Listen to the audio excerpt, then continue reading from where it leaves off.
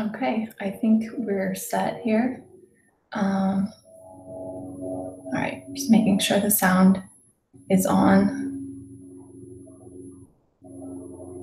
Okay, so if you're just joining in, you can either type in the chat box and I'll keep checking that in case you have any questions.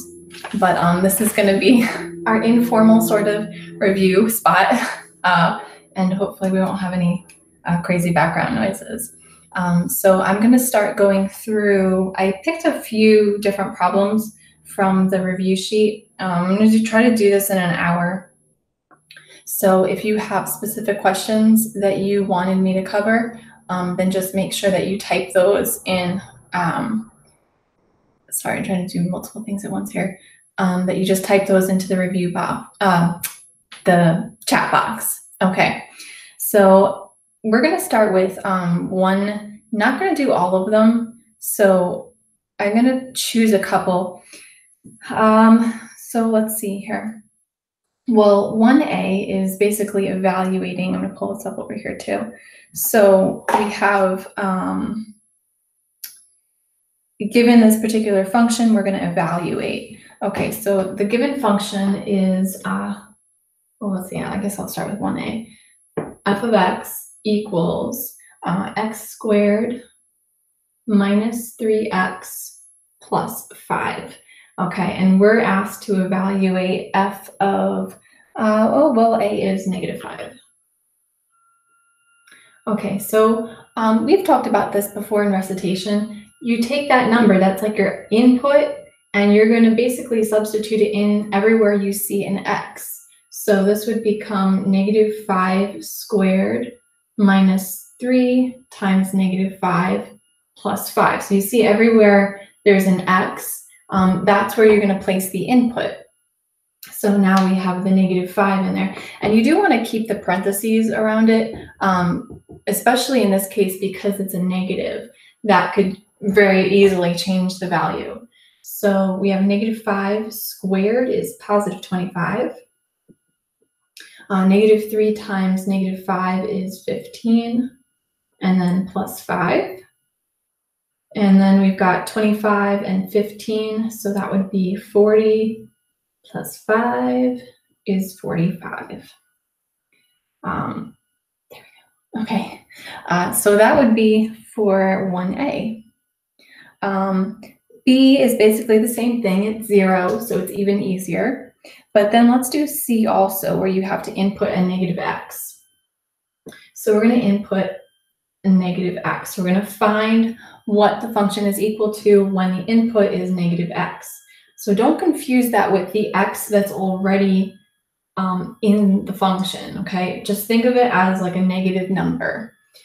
So here we have the space for the x. We're going to square it, -3 times the space, and plus 5. Okay, so we're going to put in -x, -x. Okay, maybe you want to do it this way, where you have the negative, the parentheses for the whatever the input is. -x squared is x squared. This would be plus 3x, and then plus 5. So there's really nothing more that we can do here because these are not like terms, and that's it. That's the end of the story. Okay. Let's see here. There's a little bit of glare, but that's okay. Should be able to manage. All right. Can you go over 12 and 13? Yeah, I see you, Michelle. Yeah, I think those are, yes, those are definitely 2 that I was going to do.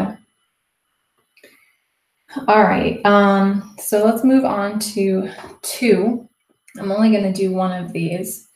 So let's see here.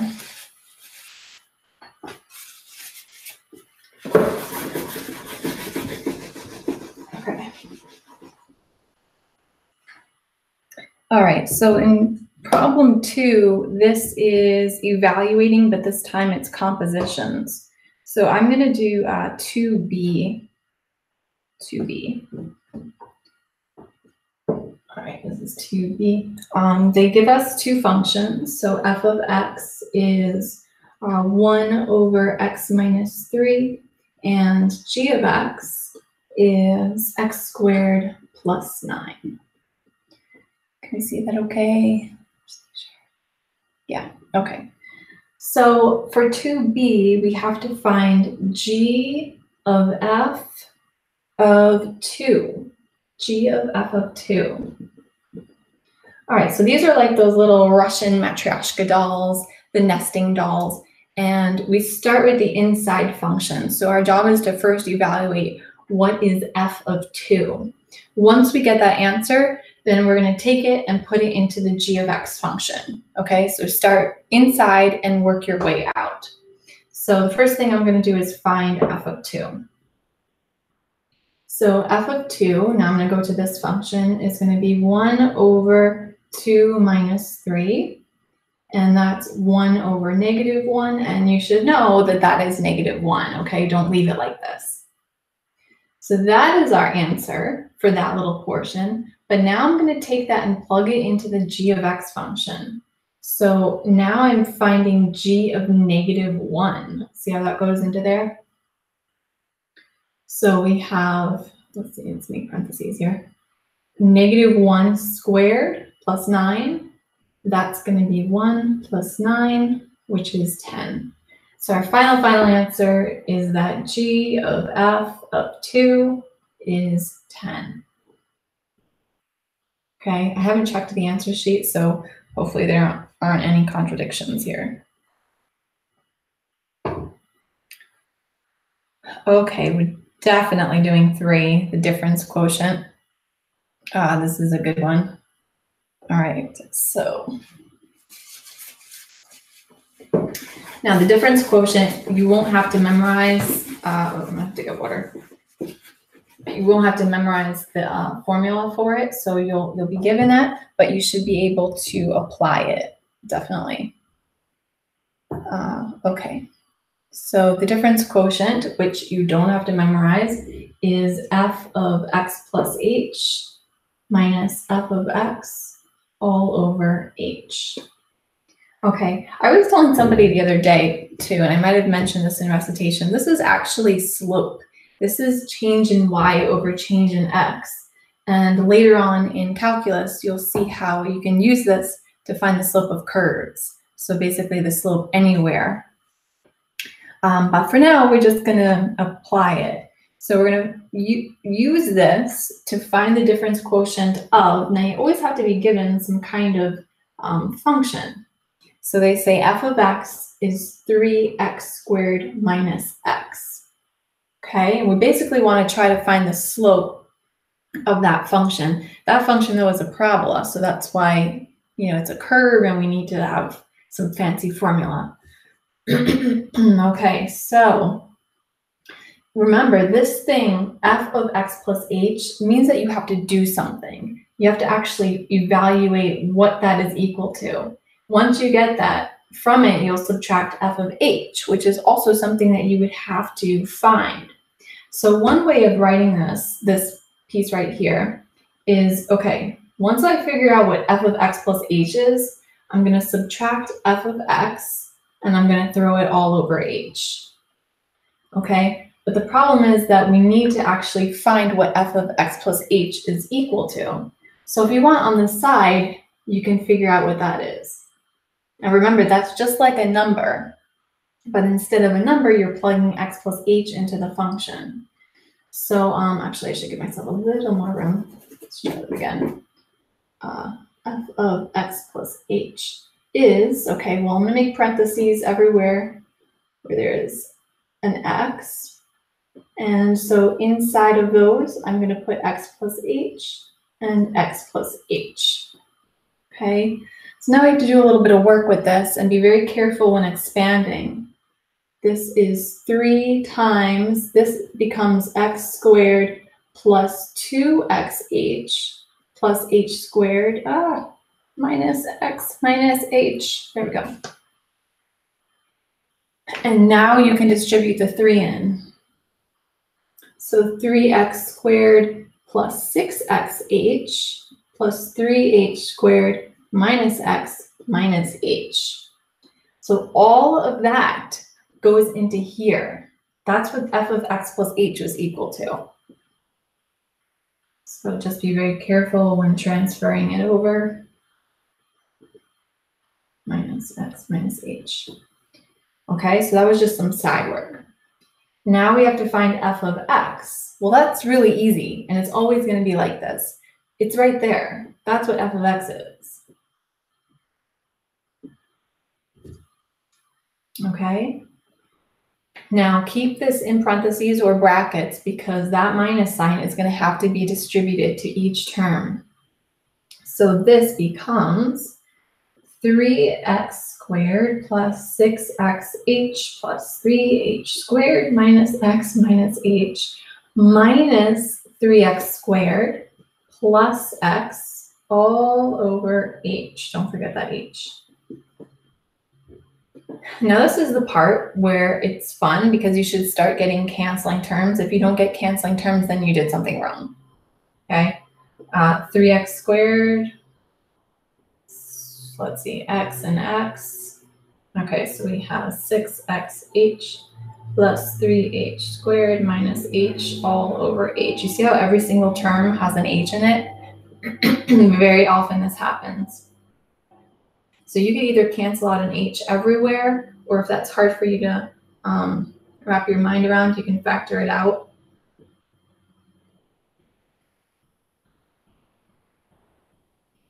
And then you see these two factors, you can cancel those. So your final answer is just 6x plus 3h minus 1.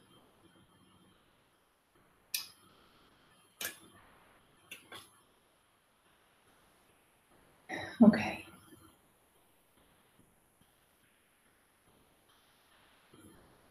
All right. 4 is a good one. I want to make sure I have time for all the other ones. So I am gonna do 4, but I'm gonna do I think I'll do D.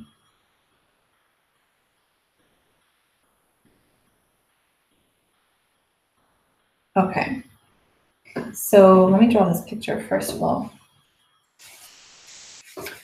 Okay.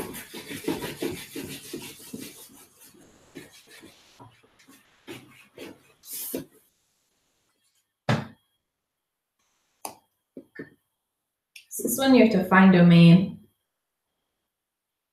And domain, remember, is all the x values of the function. All right, so it looks something like this.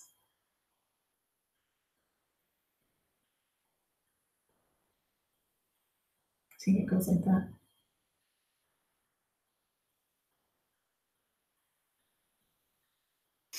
Okay, so we basically want to find all the x values for which this is defined. So you start furthest left and you go to the right. So the furthest point to the left would be here. And we can assume that that's included. So 0 is definitely part of the domain. So I'm going to include 0. But then as we travel to the right, all of a sudden at 2, there's no value. There's no y value. So we can't include 2. It's not part of the domain. But then the function continues, or the graph continues to the right infinitely. So we have to make union, parentheses again, because we don't want to include 2, all the way to infinity. All right, and you should be able to write this in interval notation. Some of these you can, if you want, you can write them on, or graph them on a number line. So you can think of it almost like this. So here's 0, 1, 2, let's say. So 0 is included, but then at 2, it's not included, and then it continues. Okay, so if you want, you can take the graph, you can turn it into a number line, and then from the number line, turn it into an interval. Okay, whenever you have to step over some kind of value like this, then you should have a union. All right, that should be good for that one. I'm going to move on to problem 5, where we have to find domain again, but this time of actual equations. All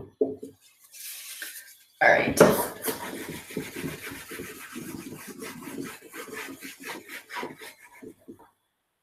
How bad is this looking? Oh, not that bad. Okay. All right, we can continue. Alrighty, so here we have, you should look over these, by the way, from your quizzes. So we did these in the quiz and we went over the answers, very similar. You should know how to work with radicals and with fractions. So we're going to find the domain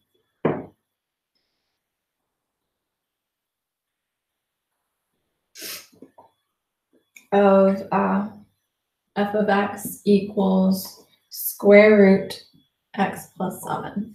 Okay, so it's not a fraction, so we don't have to worry about zeros in the denominator, but because it is a square root, we have to consider the fact that we can't have negatives underneath, and that would make this undefined. So we're going to avoid negatives. This number, don't think of x, think of the whole entire x plus 7. That thing could be a 0 because the square root of 0 is 0. It just can't be a negative. So what we can say is that x plus 7 can be 0 or positive. So greater than or equal to 0. Okay, equal to 0 is 0, greater than 0 is positive. Then you solve the inequality and you find that x can be any number greater than or equal to 7. Okay, but let's do, oh, we should probably do all three of these. Okay, B is f of x equals, we still have that x plus 7, but now there's an x plus 2 in the denominator. Okay, so it's a fraction. That means that x plus 2 better not be a 0. If it is, then this is undefined. So first off, x plus 2 cannot be 0, which means that x cannot be a negative 2. It could be everything else but a negative 2.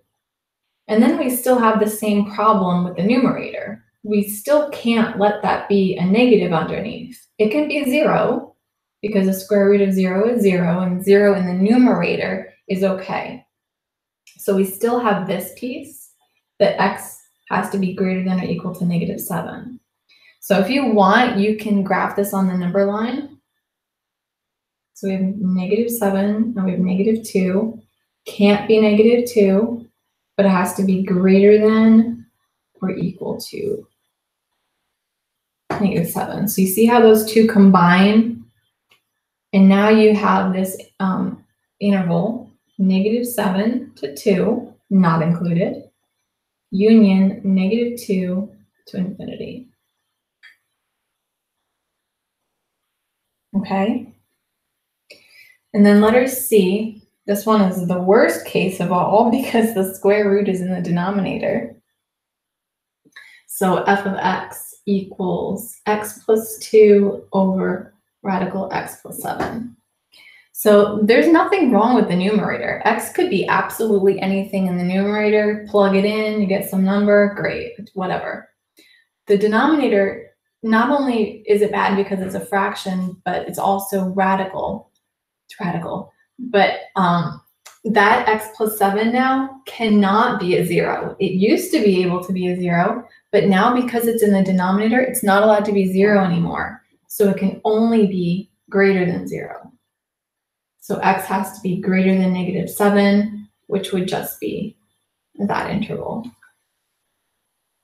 Okay.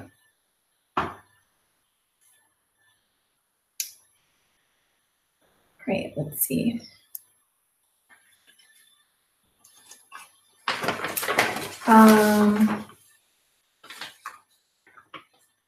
Okay, so finding the inverse, this was also a quiz question.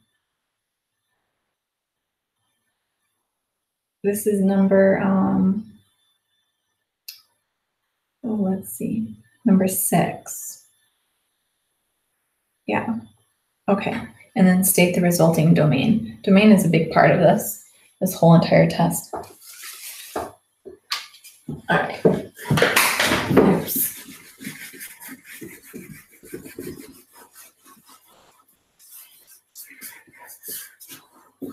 All right, so this is number 6. Let me grab a marker. Where did it go? Okay, here we go.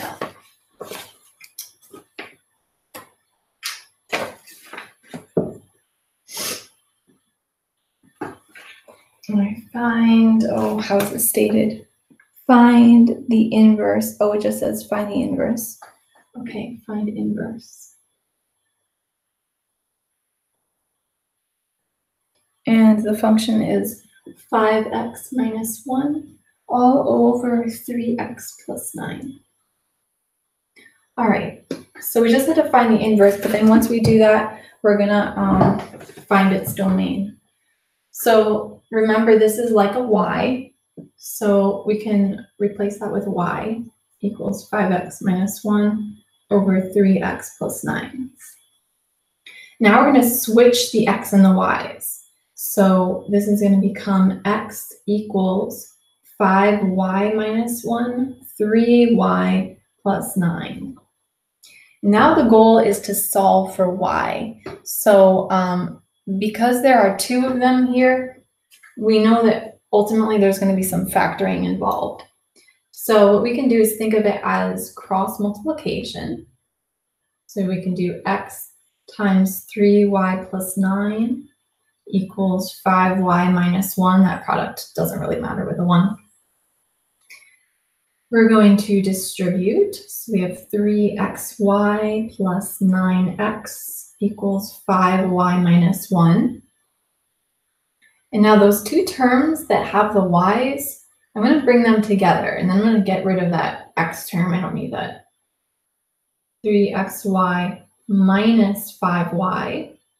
And then I'm going to have the negative 1, and then minus 9x.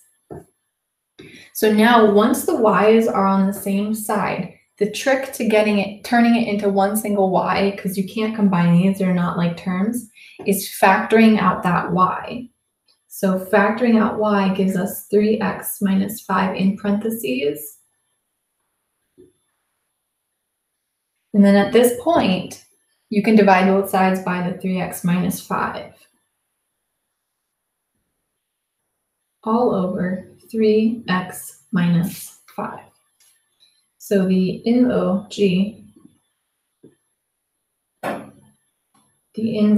is that thing, which I'm just too busy to write again. Okay. So then we have to find the domain, and there are no radicals to worry about, but the denominator is an issue because we don't want that to turn into a 0. So for the domain, we want to make sure that 3x minus 5 is never a 0. So that means that x cannot equal 5 over 3. Sorry, helicopter. So what does that mean? Well, let's put 5/3 here. Right? On the number line, that's what it would look like. So in interval notation, it'd be negative infinity to 5/3 union 5/3 to infinity. It's a weird looking infinity, but whatever. Okay. Right. That is number 6. How are we doing on time here? I wanted to take the time to go through each of these. Oh, we're doing fine. Okay. Let's see here. Let me go to number 9. Okay, so number 9 is writing the equation of a line that passes through these 2 points. And I've been promoting the point slope form of a line because I think it's easier, and especially when you are given a point like this, or given points, more than one, it's even better. All right.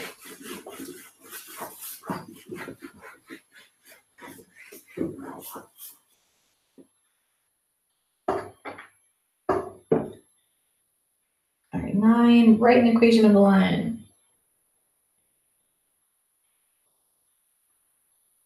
Write equation, and it's passing through -2, -4, and passing through 1, -1. Okay, well, whether you use y equals mx plus b or the point slope form, you're going to need the slope, okay? So you could use this form, or you can use y minus y1 equals m times x minus x1, okay? I'm going to use that one because I just need a slope and a point. This one you would need a slope, but then you'd have to use the point to plug it in and solve for b, and I just don't like doing that. So we need to find slope, and remember that's change in y over change in x. So I'm going to go -4, and just be careful with the minus sign and the negatives. Minus -1, -2 minus 1 equals -4 plus 1 over -3. I should do that over here. -4 plus 1 is -3 over -3, which is 1. That's another thing that you should simplify. Do not leave it as -3 over -3. All right, so my slope is 1. And since I'm using that form, I know that my m is 1. So now the only other thing I have to do is just pick a point, and I plug the point into the y1 and x1 place. So I'll choose, there's lots of ones. I think I'm gonna choose that one. Y minus -4 is 1 times x minus -2. We're just gonna clean that up just a little bit, these double negative things. And that is it. Lots of people always ask, do I have to solve it? Solve for what? Solve for y?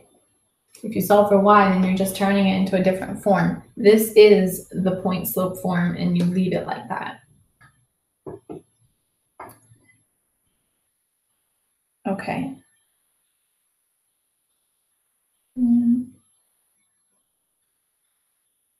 Okay.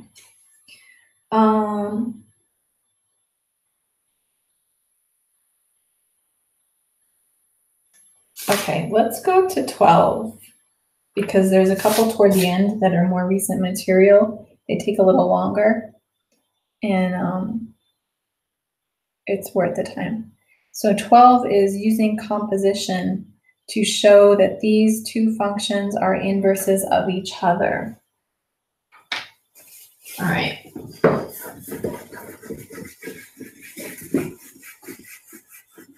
And again, if you are on here right now live, you can type your questions into the box and I will go over them. Otherwise, I make that decision. I will choose what I want to look at. All right, so here you go. We're at 12. Use composition to show that these are inverses. Use composition to show f of x, which equals 4x minus 7, and g of x, which equals x plus 7 over 4, are inverses. Okay, and remember, to be an inverse, the domain of one is the range of the other, and vice versa. And also they are nice reflections of each other over the line y equals x. So just kind of cool things about them. But algebraically, to show that they're inverses, you're going to basically plug one inside the other and then that one inside the other, and you should get an x at the bottom. And that has to do with that line of reflection. So if you want to do this in an organized way, which is always good, you're going to first find f of g of x, or you could do g of f of x. It doesn't matter. Either way, you're going to have to do composition of both. Okay, so this means that I'm taking the g of x function and I'm actually going to plug that whole thing in that x. So here we go. We have the f function is the one in charge right now. 4 times something minus 7, right? Well, in there goes that x plus 7 all over 4. Now, hopefully you're comfortable with multiplying whole numbers by fractions. The result of this is that the 4s are going to cancel. Remember, that's like a 4 over 1. And this is like 4 over 1 times, or I guess let's say times x plus 7 over 4. That's what this is. So the 4's cancel, and we have x plus 7 minus 7, which is x. That's what we wanted. So hopefully we get the same thing on the other side. This time though, the g of x function is in charge. So I'm gonna make a space all over 4. And inside there, I'm gonna place the f function. Okay, and then simplify. So really don't need those parentheses anymore. Minus 7 plus 7, we see what's gonna happen. I get 4x over 4 because those cancel. And that equals x. So therefore, these are inverses. F of x and g of x are inverses of each other. Okay.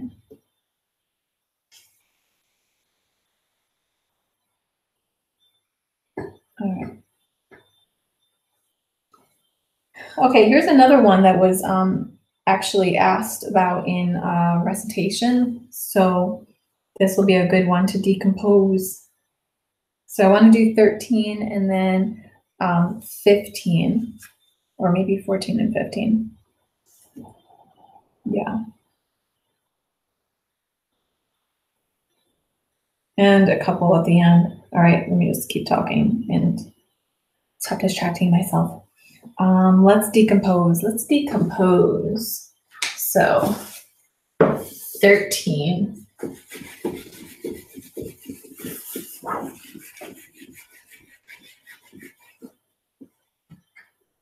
Okay. It's getting so dark out. Why is it getting so dark? That's why I'm seeing that light even more. But okay, decompose h of x equal to f of g of x, which is the cubed root of x squared plus 5.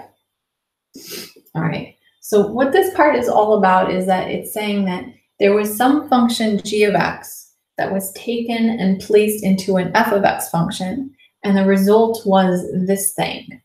So sometimes, depending on the composed function, there might actually be a few different options. There could be more than one answer, basically. So you kind of just have to stare at it and see, okay, what could I let be g of x, and what can I put that into to ultimately get this? So blah, blah, blah, that sounded like a bunch of gibberish. But let me take g of x, since that's like the one that's being placed inside something else. I'm going to let that be x squared plus 5. That's going to be the inside thing. So that would have to be put inside something in order to result in this. So I'm going to let f of x be the cubed root of x, right? So if g of x is this, and I plug that into here, it's going to look like this. So h of x, when it's composed like that, could have these results for the individual functions. Okay? Let's do another one. Let's do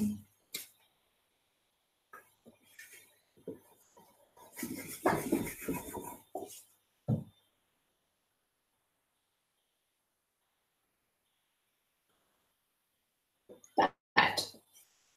Okay, so g of x again is basically the input, the inner thing that's going to be placed into an outer function.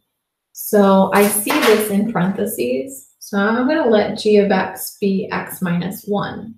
Now what can I put that into to get this as a result?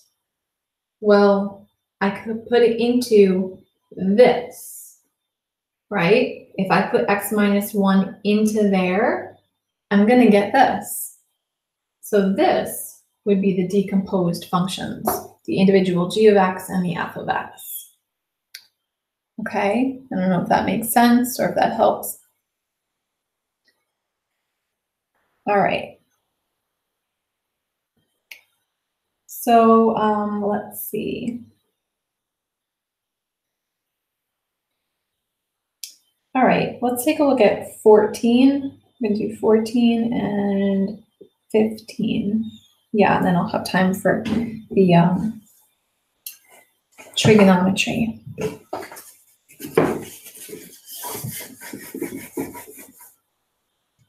All right, 14.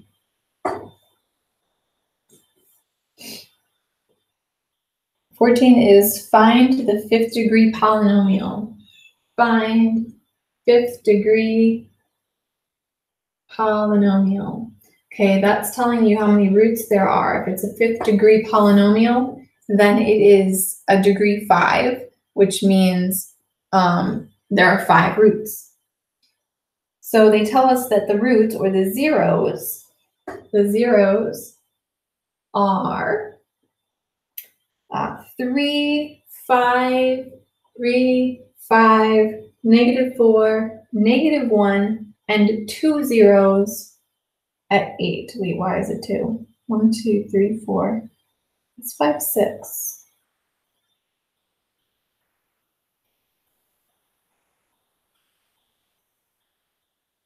And 2 of them at 8. That's like a double. That should be 6th degree. Because if there's a double there, that's multiplicity of 2. And this would still be, this would have to be a 6, right? 1, 2, 3, 4, 5, 6. Yeah, that should be 6th degree. Sorry. Let's have to fix that. Nobody caught that, did they? All right, so that means that P of X would equal, okay, so let's make room for all of these roots. So X minus 3, right? Because then if we set that equal to 0, then we would get X equals 3. That would be a root or a 0. X minus 5, X plus 4, okay, watch the signs. X plus 1, and X minus 8 squared, because there are 2 of them. Okay, so that's not it. We have to throw a K value at the end because there's an additional piece of information. When we plug 0 in, the answer should be 40. Okay, so if you tried to plug in 0 right now without the K, you're not going to get a 40. And we have to get a 40. That's part of this particular polynomial. So what we do is we plug in 0. So let's plug in 0. Plug in 0.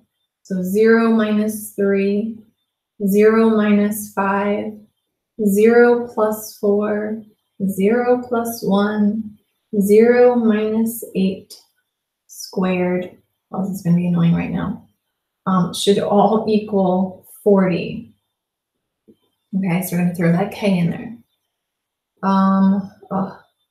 15 times 4 times 64, oh dear, equals 40. And 15 times 4 is 60.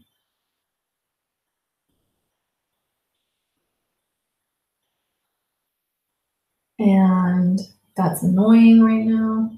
K equals 40 over, what does that equal? 24,036. So 3,840. Is that right? We'll check. So K equals 4 over 384, and that would be like 1 over 96. Is that the answer? I have to check that one. So K is 1 over 96. I'm going to go and put that back. And that means that when we plug 0 in now, we're going to get this 1 over 96, which is actually going to give us the result of 40. Okay, I'm really curious about that one, if that's the right answer. Okay, that was helpful, Michelle. Okay, I'm glad. I have to check this one because I'm sure it's fine. Those aren't really, really huge numbers, so could be expected to do that. Let's see here. Resources, solutions. You all know the solutions are up, right? 1 over, oh, negative 12, or no, wait, negative 12. Did I do something wrong? 15 times 4. I'm going to cheat and use my calculator. Hang on. 15 times 4 times 64. No, that's what it should be. Okay, so we have to fix the answer key. 2 whammies, right? 1, 2, 3, 4. Yeah. Okay, so I'm glad I did number 14. I'm going to have to make a note of that. So not only should it be a 6th degree, but this should also be 1 over 96. Okay, that happens. We're not perfect. Okay, I know you want to think that your instructors are all perfect, but we're not. So plus it helps make sure that you really know it. All right, with that, let's move on to problem 15. So for a polynomial, we have to find the roots, the end behavior, and the intercepts. Okay.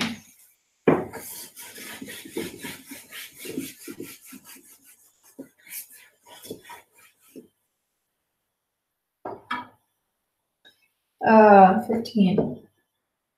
P of x equals x cubed minus 2x squared plus x minus 2. All right, we're going to find roots. We're going to find end behavior. And we're going to find intercepts. Okay. So for the roots, remember this is like finding the zeros or the roots, the zeros, or the x-intercepts. So we're going to set this equal to 0. But now we have this interesting polynomial to factor. You can't use your traditional GCF on it. It's certainly not a difference of squares. It's not a trinomial. So we have to use a type of factoring by grouping. So I'm going to look at these first two, and I can factor out an x squared. And then I'll be left with x minus 2. Now over here, typically we wouldn't do this, but because this is factoring by grouping, I'm going to factor out a positive 1. I know that's weird.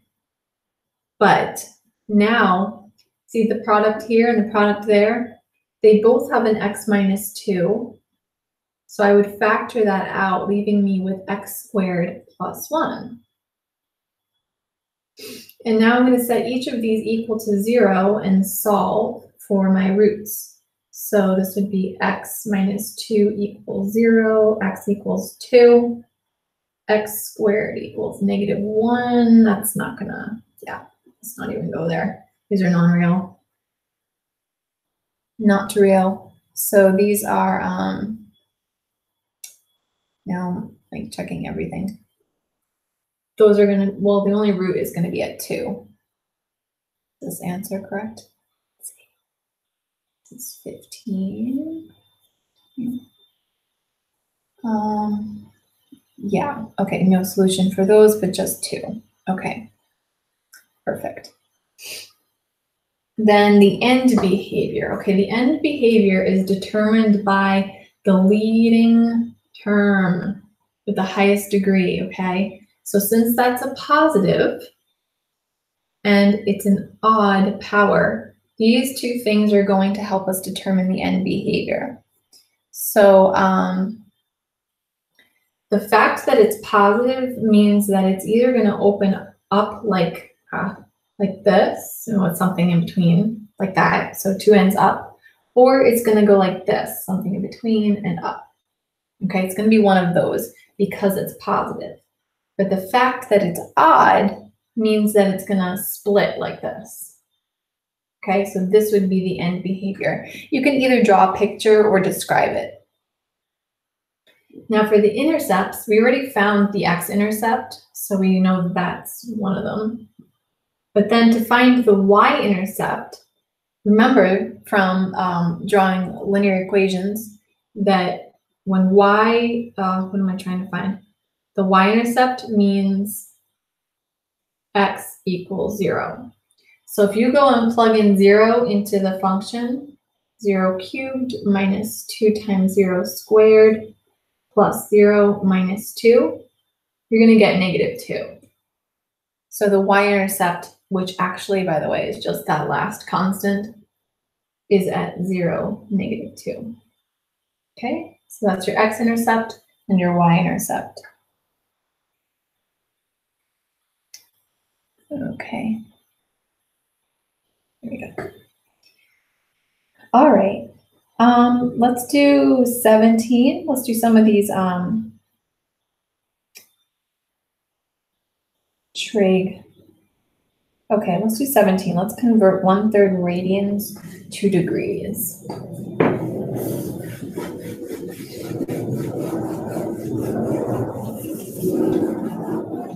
Why are all these aircraft things flying over today? Seriously, I never noticed this. Okay. Let's pull up.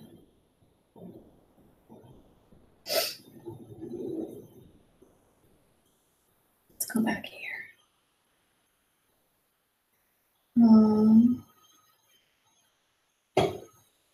All right, number 18. All right. Convert radians to degrees. All right, so when you're converting from radians to degrees, you're going to use the conversion factor 180 over pi. Okay, when you convert from degrees to radians, you'll use pi over 180. Okay, pi is 180 degrees. So in essence, this is like 180 over 180, which is 1, and that is the multiplicative identity. So that's why we're allowed to do stuff like this. Oops, 17. 17. Okay, so we're going to convert using that and then convert using that. So here we have 1/3 radians. So 1/3 radians will multiply by 180 over pi. Then you can cross cancel. And so you're left with just 60 over pi degrees. That's it. It's a little weird, that one. We're not used to seeing radians in that type of form. Let's do another one. Usually you'll see radians with a pi in there, like pi over 2. So if we convert that to degrees, we'll multiply by 180 over pi. The pi's cancel, and that's 1, that's 90. So that would be 90 degrees. Okay, that would be the answer there and the answer there. Now, if you're converting from degrees to radians, here we have 150 degrees. We'll throw that over 1 and multiply by pi over 180. So you can cancel those zeros, and then you have 15 and 18, and that can be reduced by 3 goes into that 5 times and into that 6 times. So that would be 5 times pi all over 6. Let's do another one. Let's do 225 degrees. All right, so we'll multiply that by pi over 180. Now these numbers are a little bit bigger, so something that goes into 225 and 180, 5 definitely goes in there. So 5 goes into this, let's see, 3, 5, 6, 36 times, and 5 goes into that 45 times, and then 9 goes into 45 and 36 also. 4 times and 5 times. So this would be 5 pi over 4 in radians. Okay.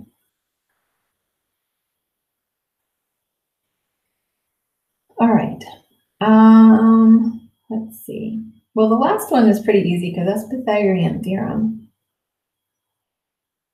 let's do number 19. Given the ordered pair, find the 6 trigonometric functions. Yeah, that should be good then as our last one.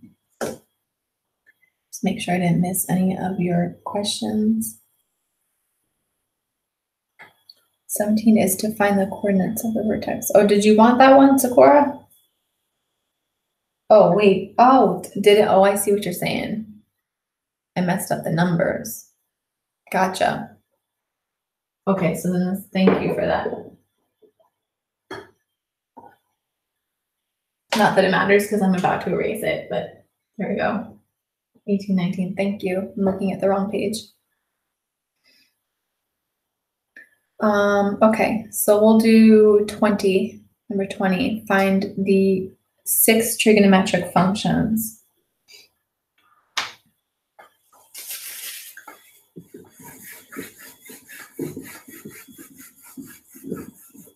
Okay. Am I right? This is 20? Yeah. So given -1, 0, find the 6 trig functions. Okay. So first of all, you have to remember what the 6 trig functions are. They may be on the page or type like pre-written on the page or not. I'm not really sure, but you should know them anyway. So we have sine of the angle, and then we have its reciprocal, which is cosecant. And remember, like the letters are different. Then we have cosine and its reciprocal. Again, the first letters are different.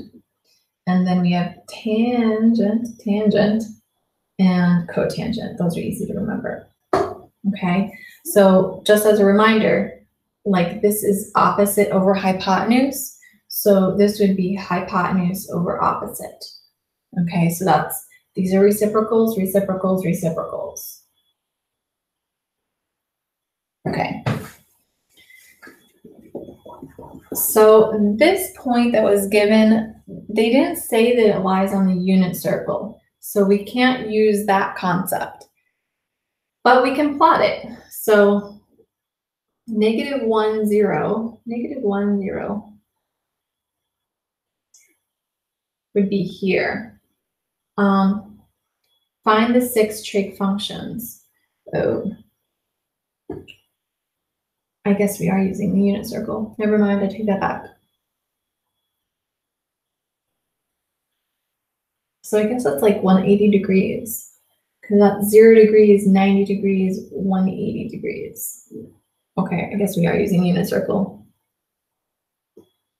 Okay, well, that means that's not that bad though, because -1, 0, since it's on the unit circle, and I know that because the radius is 1, we can remember that this first value is always cosine.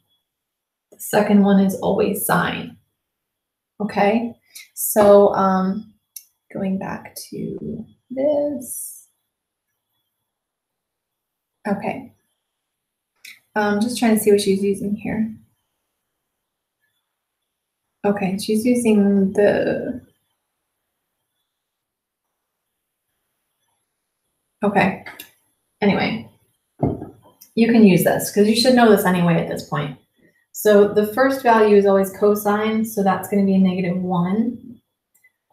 The second one is sine, so that's going to be 0. Okay. Tangent is always sine over cosine.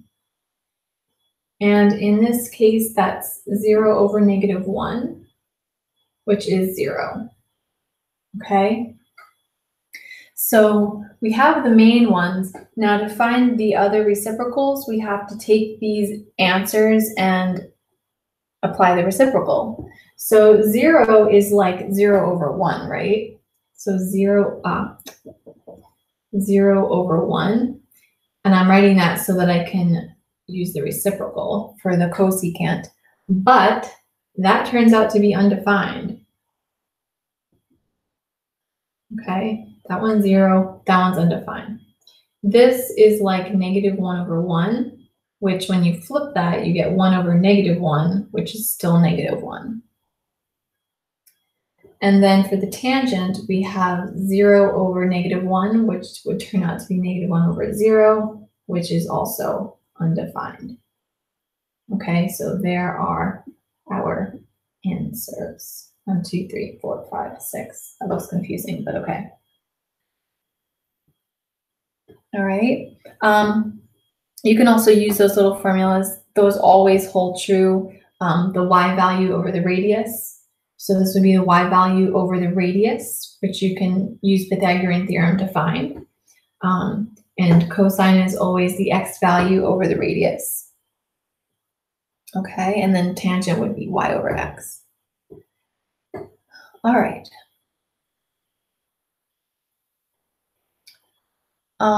All right, I think that should be everything that I can fit in within the hour.